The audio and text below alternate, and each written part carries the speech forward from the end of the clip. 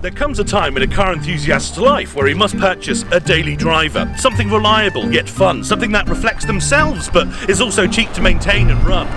I have got this.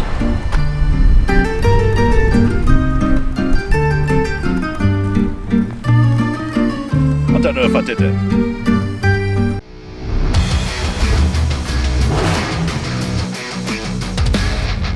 Okay, so why have I done this then? Yeah, don't know really. I was actually originally on the market for a Mazda 3 MPS, but that didn't go too well. I will do a whole sort of explanation on that in a separate sort of episode thingy, chat what's it, probably be more like a podcast to be honest. But actually, after about 2 weeks of searching for my perfect Mazda 3 MPS, which turns out didn't exist, I saw this on Facebook Marketplace. And I had looked at many other cars on Marketplace, sent a load of messages, but at this one I saw and my heart jumped. I went, oh yes, that's a bit of me. And basically, when you get that feeling, in my experience, you're onto a winner, you're onto a good car. If it grabs you like that when you look at it. I went down the history before, yet again another probably podcasty sort of episode I might do is explaining you and talking you through my Passat. But what I didn't want to happen, knowing I wasn't going to get that Mazda 3, I also didn't just want to buy anything and then resent it and hate working on it and having to pay for things. And my Passat, for instance, had an electronic handbrake and one of the rear calipers went, and that was £550 on its own, which is expensive, but I also wanted to just destroy the car at this point. I just hated it. So I wanted something that I was still going to gel with, that's still going to capture me and embody who I am as a lovely car person. So I saw this and I pounced on it. It is, for those of you who don't know, an Alfa Romeo 159 Ti, which means it's the top of the line model, hence these nice wheels, heated seats. It came with sat-nav and things as well, but it's got an aftermarket unit in now too, cruise control, AC, all that sort of guff. Full leather interior, which, as you can see, looks ruddy fantastic. And I tell you what, it feels really good too. Those seats feel really strong, and even though it's got 130,000 miles on it and is from 2008, it actually still is super robust. I also had my eyes on a Volvo, which was actually a 2011 model, leather interior, and that thing was falling apart. So I was quite surprised to see, and it had 30,000 less miles on it. So I was quite surprised to see that the Italians in this circumstance actually won that war. I will say, probably only Alfa Romeo enthusiasts that may know this, but this actually was an era in which Alfa Romeo started making cars with GM. So actually it was Germans who did all the electronics and everything on this car and all those sorts of bits, and left the Italians, aka Giugiaro, to do the designing. And I think this honestly is got to be one of the best looking cars, I don't want to say ever, but surely it is. It's got to be up there, isn't it? Look at the front end, it looks insane. And it is a TI, so it has all the lovely bits inside, but what makes this one in particular even more special is there was a slew of diesel and petrol engines. The 3.2 petrol engine is apparently quite nice. The TBI apparently is the one to go for, even though it's only a 1.9 or something. Don't know, I think it was like a much later engine. These are sort of older engines, but this one is a diesel, which I know what you're thinking. Why can't you open the bonnet, Mike? Why? There we go, I got it. But this is the JTDM 20 valve, and that means it's a 5-cylinder diesel. It does about 40 miles to the gallon, at least in my experience. And this one in particular, a little hint here, has been mapped and played with only a little bit. So these get around 200 horsepower from the factory, and this one in particular has about 250. It also has 420 foot-pounds of torque, and it's absolutely glorious. Another thing you wouldn't think characteristic with Italian cars is practicality. Normally they're dainty little things. Well, this one's got an arse on it, and obviously 4 doors, all the leather and stuff in the back, electric windows all round.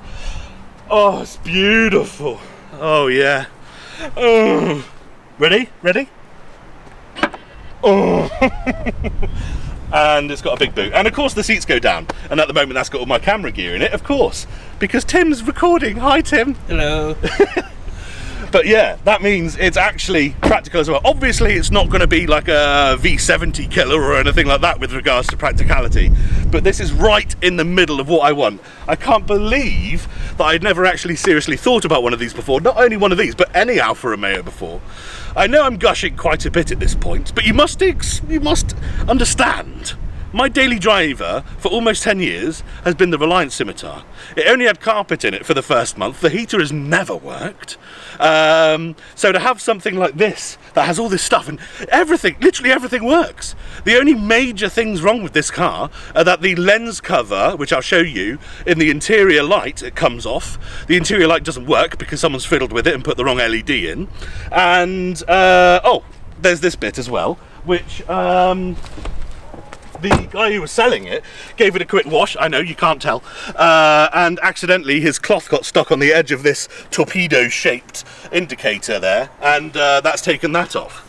But it's got the normal dents and sort of little bits here and there. It's actually been keyed at one point too. There's loads of road rash on it, and I love it, because if it was perfect, minters, it wouldn't be a daily to me. I'd be treasuring it too much, and actually I have been treasuring it, because even though all the electrics are done by Germans and these cars are relatively reliable, these engines, all of the time they see 200,000 miles on the clock, and this one's only at 130.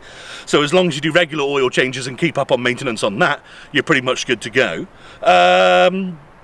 It's an Alfa, and I just don't know. Something's got to give. Price. This was listed at 2,800. I got it for 26. I can't think of a better way to spend. Oh, it's a Mazda owner. Must be a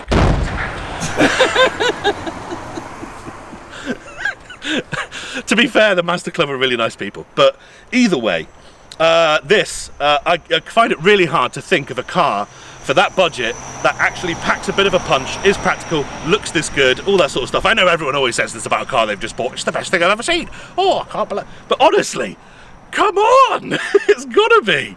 I bought it down about an hour and a half away from here, and it doesn't know how to use fuel. It sips it, and the way that boost kicks in, when you're on the turbo is so cool. And hearing that 5-cylinder sort of, you know, when you get higher up into the rev range, hearing that 5 is so cool. It's just something a little bit different about it, you know. It's not just a 4-cylinder diesel that was taken out of the Volkswagen parts bin. This has a 5-cylinder in it, and it sounds so cool. I'm going to try and capture that for you when we go for a drive. But I want you immediately, before we go out for a drive, I want you to tell me what you think about this. What do you think? Have you got an experience with them? Because I need to know. I need to know everything. I need to learn everything about this car, because I know nothing at the moment apart from what I've told you. This car, on the MOT history, which I know some of you would have already bloody looked at, you got the plate, it has corrosion underneath. It's not ridiculous, okay? It does need a bit of wire brushing. It needs a little bit of that. But hey, he's not just a good cameraman. So I don't really foresee any problems there. The work on this car is going to be hopefully a lot more easier than we have imagined. I just really don't know about that 5-cylinder engine at all. I assume it's the same as a 4-cylinder engine, just with an extra cylinder on it, and all the belts are on a side, and there's one extra plug, and it's going to be relatively easy to maintain. But I honestly do not know what I'm doing at all. I mean, I can tune a carburetor by ear. I can't. I don't know. Let's quit chatting and get down to driving, shall we? So here we are in the glorious Alfa, comfy as heck, and I'm going to try. I mean, I don't know if I'll do it actually here, but I will try and see if I can get you to hear what it sounds like. It sounds like, the exhaust is completely standard, so it sounds like half of a Lamborghini Gallardo. That needs a good service, I'd say. But it's so cool to have that sort of engine tone, something a bit different, you know. To drive, it feels, actually when you drive slow and you're off boost and you're out of the power band, feels almost like a Volkswagen Passat or something when you're riding in it. There's no real noises or anything, squeaks, rattles or anything. The steering wheel is like a really nice sort of super sporty sort of design, ready for cruising and or carving up the track. To actually drive, the steering feel is better than a Volkswagen product, I would say, and to actually drive the car around, as Tim's arm waves the camera, it turns in, it wants to turn in, it loves it, which is really nice, and you know, sort of gives you confidence when you're driving, which is probably, you know, it's for the good thing. The gear stick, now the gear change is actually something that I've even heard Alfa Romeo enthusiasts dislike, and specifically Tiff Needell dislikes the gear change in this car. To me, it doesn't feel that bad at all. It feels absolutely fine. I would prefer this notchy sort of hard to get into gear sometimes gearbox over the Fisher Price type shifter that Volkswagen provide. And actually, there's a pretty empty-ish bit of road here. And I'll just give it a boot, see if you guys can hear this. I don't know if you got that, but it feels just a lot more sort of sorted, and it's got that extra cylinder, literally an extra cylinder. It makes it go from just like a 4-cylinder diesely turbo whooshy noise to like a proper, you know, it sounds like it's got something, and of course you can feel it too. You get a lot of seat push in this, like you do with most turbo diesels, like 2 litre or above to be fair, but of course with that map on it, it gives it that extra little bit of which I very much like. It's got seat heaters, this car. It's crazy that for 2,600 quid it got this much car. Tim, can you think of any other cars that are like sort of within that bracket? Not a lot, no. Like that much gear. There's obviously also on my search or on my radar was actually like an old Mercedes AMG product, because those you can actually pick up for around the $3,000 range. The now. W203s, or perhaps, you know, higher spec W203 C class. Yeah. Or W204 C class has probably got similar. Yeah, for sure. Yeah. Same sort of size. Obviously the E class will, but they're bigger. They are bigger, and I know you're absolutely a Mercedes person. Yes. I'm not a Mercedes guy. And for me, I don't know. And that's why I kind of wanted that Mazda 3, man. It's the Ford Focus ST of the time, and also the Volkswagen Golf GTI. The GTI is like a super safe A4 paper car, and the oh, fuck you then, don't wave back. Yeah, cheers. I gave him the eyes and I forced him into a waving situation. But yeah, the GTI was such an A4 paper car. The Focus ST is just rampant with chavs. Also, they biased that car to the rear. It's front wheel drive, but they made it try and feel like it was a rear wheel drive car. And that meant that it was weird, actually, I think was the outcome. It just felt funny in the corners, rather than actually achieving what they wanted. I think I'm going to turn right here. I'm not 100%, but I'm doing it.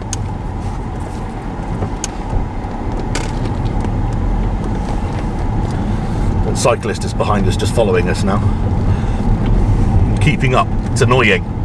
Because I have to drive so slow because of all these narrow lanes. Those eagle-eyed of you may notice not only is this the same location I came to for the BMW 325 Ti video, but also the Lotus Elan M100 video, and even on Jay's channel. Okay, we're going to give it a boot.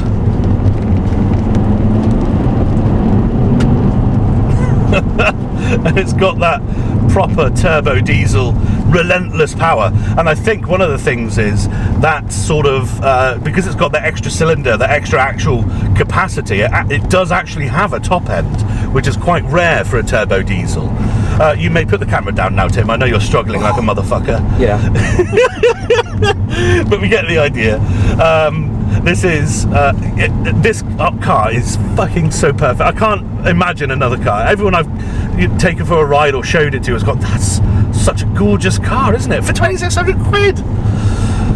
It does come with that underlying sort of alpha, what's going to go wrong nextness, but I can't think of it. I just can't. You can't just drive a car and think every time it's got to brake. It sits right where it should be.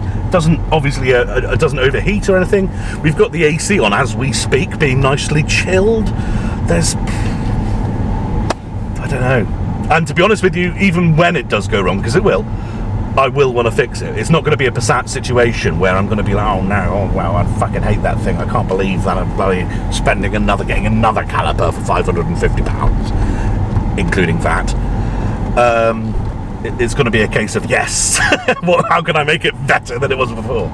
And just so we're absolutely clear, I can't believe I haven't said this yet. No, nothing is leaving. This is an addition. The Scimitar will now be my weekend hot rod. You're still going to see it on the channel, probably more than ever. And you're going to see this on the channel, of course, too. In fact, the next video may even be what's wrong with my Alfa Romeo, because we're going to be oh, beautiful Midget. MG Midget. Sorry, there's an MG Midget. An MG yeah, Midget. old Midget, old one. Yeah, with rattle can paint by the looks of it. They look like they're out of the factory at that age. Still better than the new Chinese ones. True. So I want to jack this car up. I know it's got corrosion. When I looked under the car, which I did my due diligence when I bought the car, it was a little bit crispy. It's not obviously that bad. It's only just passed an MOT, and it was an actual proper MOT too. So I got it with pretty much 11 months MOT on it. But I just want to see. I want to fine-tooth comb it. Tim and I will go through it and just see what the condition of the oil is. You should always do a service anyway, so maybe we'll do sort of like a first things you should do when you buy a second-hand car, along with how bad is my Alfa Romeo video. But from where I'm sitting, it feels absolutely perfect, and I adore it. We're opening up now, and we're footing.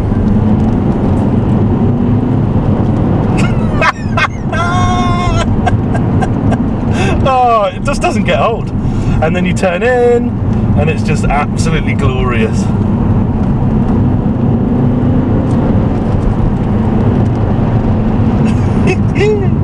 It's just got the beans in every gear, and the stopping power thanks to those Brembo brakes on a daily. Oh, I can't believe how catastrophic something's going to have to go wrong for me to not like this car anymore. Here we go. And we're in a 30, so we'll kill it there.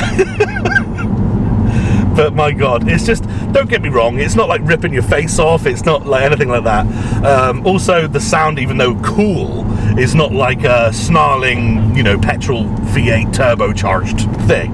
I'm not saying that. It's just got like a quirkiness to it, and I absolutely love that. It gives the car so much character, and for me, I don't know if you've noticed, but I need character in a vehicle. I need character in a vehicle. I need that vehicle to be a part of my family. And that's exactly what this car's definitely doing. Just don't brake. Immediately, at least. I've had it now for 6 days. I've been daily driving it. I've been, as you've witnessed, thrashing it. I will admit, I've been cruising to work and back. I'm not a bloody ruffian, but I have been dailying this car. It's what I bought it for. It's what I've been doing. I guess one of the downsides that people may think of is that it's £335 a year in tax, because of course you've got that larger displacement diesel, and because it's older, it just fits within that tax bracket. It's not the end of the world. 335 quid a year is fine for me, I think. Luckily, because I got this car for so cheap, and because I actually had 3,500 quid, I paid the insurance, which for me was 400, and the tax, which was 335, and bought the car for less than I would have been able to afford a Mazda 3 MPS for. And then I would have been stuck doing monthly payments for the tax. The tax was actually a higher bracket on that. It's like a £415. So this 5-cylinder diesel was actually the economical choice. Thank you very much. I've only gone and done a sensible. Not really. The sensible option would have been the Volvo C30 1.6 that I was looking at. Supposedly 62 miles to the gallon, £0 a year on tax, and I'd probably want to kill myself every day. I think that would have been another Passat situation where I would have resented spending any money on it. So I'm actually much happier with this outcome. And even, I must throw a big shout out to the people in my Discord. You can be one of them. You can join my Discord too. Basically, I sent the pictures to them. I said, look guys, I got this C30 and I got this Alpha. Which one? You know? And they said, basically, there was a lot of chat as you can imagine.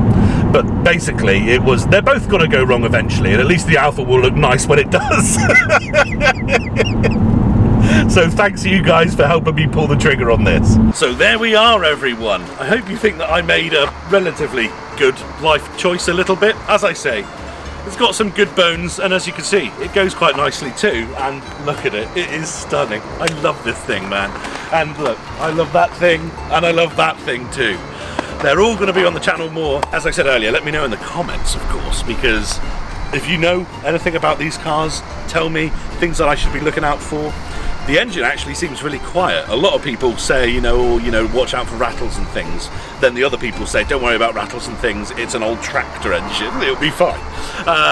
And look, we've got all three of them together. What a garage, eh? What a garage. I've got my awesome daily, super awesome hot rod, and long-term project that hopefully one day will become a show car. We'll just have to see. Thanks very much for watching, everyone. Please support me. I need it, especially now I'm probably going to have to be doing some repairs up. Thanks for watching, everyone. See you next time.